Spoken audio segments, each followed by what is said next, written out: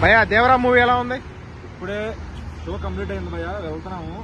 అరే కొరటాల శివ గారు నిజంగా అసలు ఆయన తీసిన సినిమానా ఇది అనే విధంగా ఉంది. అంటే ఆచార్యతో చాలా ఇది ఎదుర్కొన్నారు. అంటే ఆయన కమర్షియల్ డైరెక్టర్స్ అంటే మాస్ ఆడియన్స్ అందరికీ ఆయన ఒక మంచి ఇష్టమైన దర్శకుడిగా మారారు. ఎందుకంటే జనతా గ్యారేజ్, శ్రీమంతుడు, అంతకుముందు మిర్చి లాంటి ఎన్నో బ్లాక్ బస్టర్స్ ఇచ్చి భరత్ అని నేను మరి ఆయన ఒక్క ఫ్లాప్ తో ఆయన రేంజ్ అంతా పడిపోయింది అనమాట.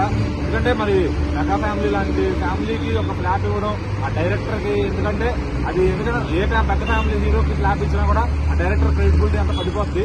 మరి ఇక్కడ మనం చూసుకుంటే ఎందుకంటే కొరటాల గారు పడిలేచిన కేటం అని చెప్పొచ్చు సినిమాతో. ఎందుకంటే ఆయన అంత బాగా డీప్ గా వర్క్ చేసుకున్నారు. కొంచెం టైం తీసుకుని తొందరగా కంగారుగా సినిమా చేసేయకుండా ఆయనకు అవకాశం ఉన్నా కానీ చాలా టైం తీసుకుని ఒక మంచి కథ చెప్పాలని డిసైడ్ అయ్యారు ఆయన. ఇందులో హైలైట్స్ ఏంటంటే అనిరుద్ధ్ గారు మ్యూజిక్ పోయా. ఎందుకంటే ఆయన భుజాన్ని మోసుకొని చెప్పొచ్చు ఈ సినిమాని.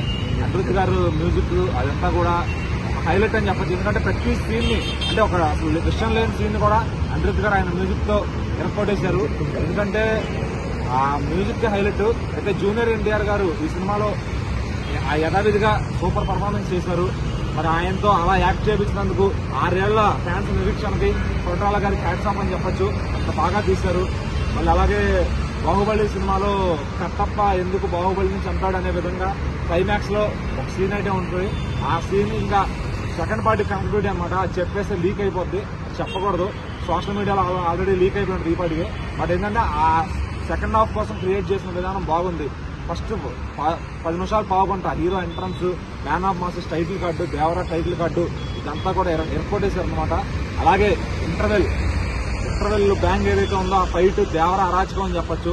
అలాగే climax under water sequence fight ఒకటి ఉంది, అది కూడా ఏర్పడేశారని చెప్పొచ్చు. అయితే ఓవరాల్ గా చూసుకుంటే కనుక సినిమాలో ఏమీ అంటే పాటలుగా ఎత్తుకుంటే బాగుంది, కానీ సినిమాలో ఓవరాల్ గా చూస్తే కనుక ఏదో డౌన్ అయినట్టు అనిపించింది.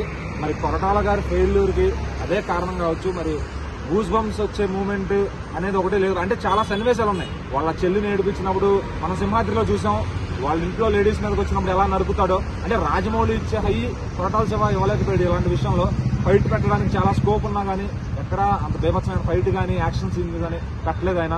మరి ఇక పార్ట్ 2లో అన్నా ఏమన్నా ఉంటదేమో. మరి దానికైతే మంచి హైప్ అయితే క్రియేట్ చేశాడు. కానీ పార్ట్ 2కి పార్ట్ 1 ఓవరాల్ గా మళ్ళీ రెండోసారి చూడాలంటే అంత ఇంట్రెస్ట్ అయితే క్రియేట్ చేయలేదు ఆయన. మరి ఓవరాల్ గా ఎన్టీఆర్ గారి అభిమానులు అయితే ఒకసారి చూసి ఎంజాయ్ చేయొచ్చు సినిమాని.